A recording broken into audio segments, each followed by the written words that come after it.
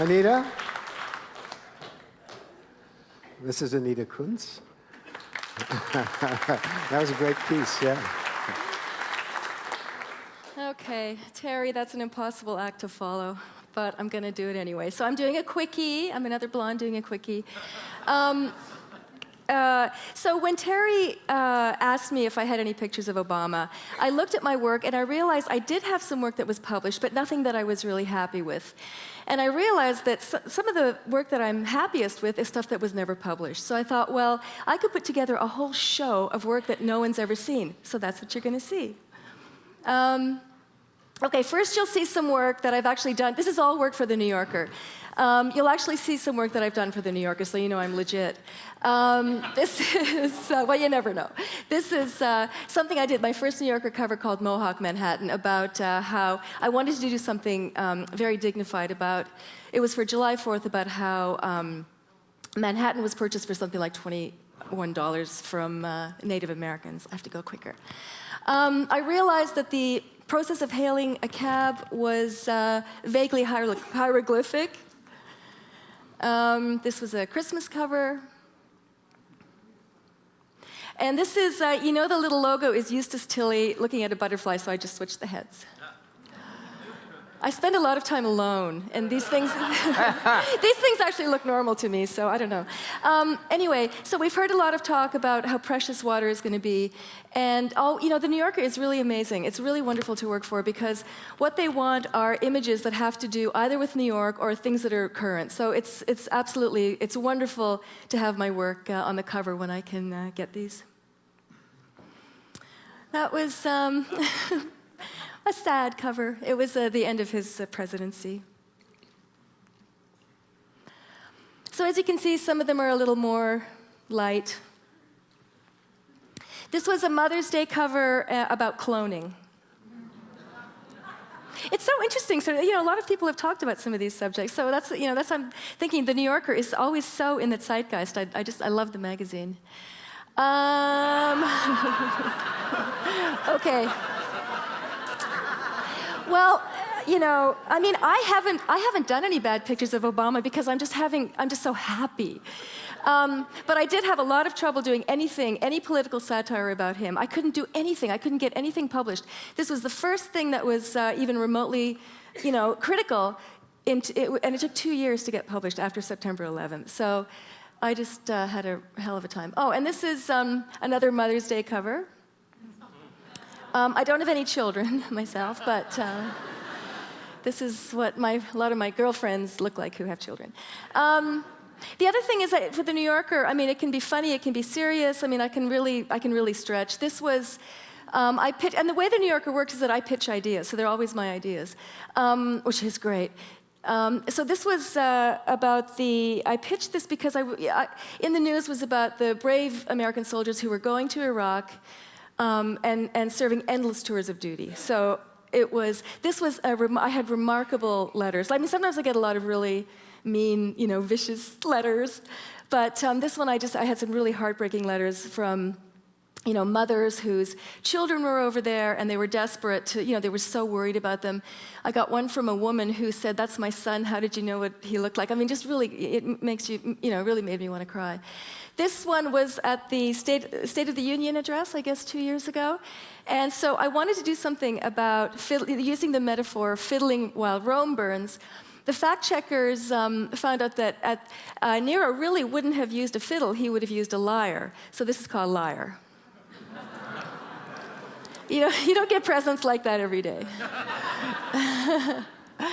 And this was something I did. I was sort of thinking that, first of all, you can see almost anything in a New York subway. But then I also started thinking about what women wear in different cultures and how we're all constrained, you know, by the clothing that we wear, even Western clothing. And that is not me in the middle. It's not. It's supposed to be Britney Spears Time to change my look. Okay, so let's see if this works. Okay, so now I'm going to show you all my rejects. I think I have like 20 rejects, so we'll do them really quickly. Okay, so this is the kind of thing that I sent to the New Yorker. I had this idea that I love the old medical illustrations where you see all the veins and the, and especially when they're really old and they're kind of wrong. I love those things. So I thought it would be really cool to do a map of the New York subway. Okay, rejected. And for the Olympics, I thought it would be really nice to do a little Greek girl blowing bubbles in the shape of the Olympics. Tiger Woods. Tiger Woods. Killed. Mad cow. Okay. They're not, I know. Okay, so they're not all gems, okay? The birds and the bees for Valentine's Day cover. Kiss, oh, I know. See, I don't know, I thought that would have been cute. A really scary Halloween cover. Okay, this was a proposed summer cover where, everybody's got tattoos now, and I was thinking a lovely woman sitting on a beach, and she has a tattoo, and it's mirrored by the birds that are flying by. Nope.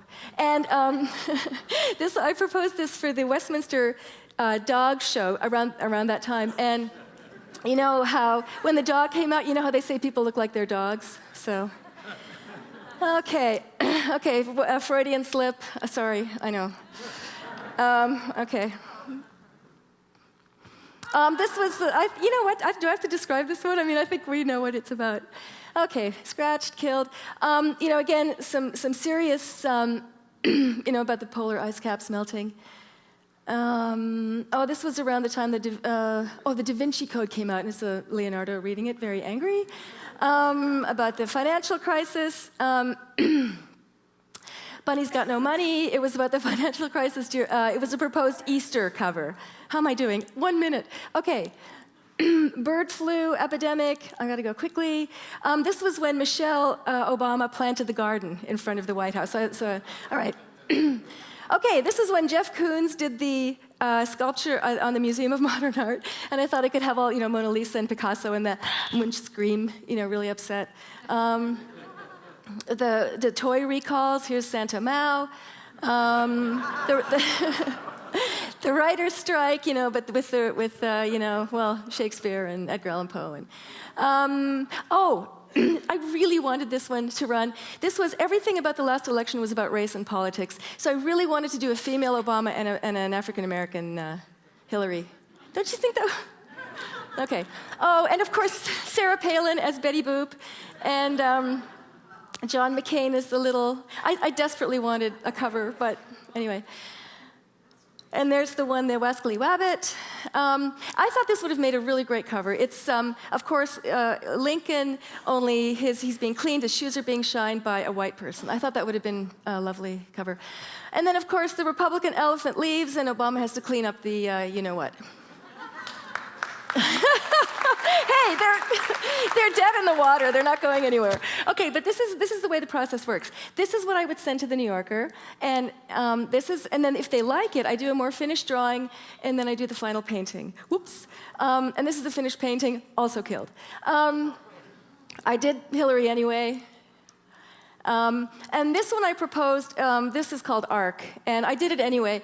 What happens sometimes for the cartoon issue, what happens sometimes is when the New Yorker kills something, Vanity Fair will publish it, so I'm really happy about that. This was about foreign relations. I'm done. Okay, this is one of the ones that was printed in the green issue in Vanity Fair, which was the New Yorker didn't want. It's called Dirty Oceans. Global warming. Intelligent design, and I think there's one more. And this one didn't. And thank you very much.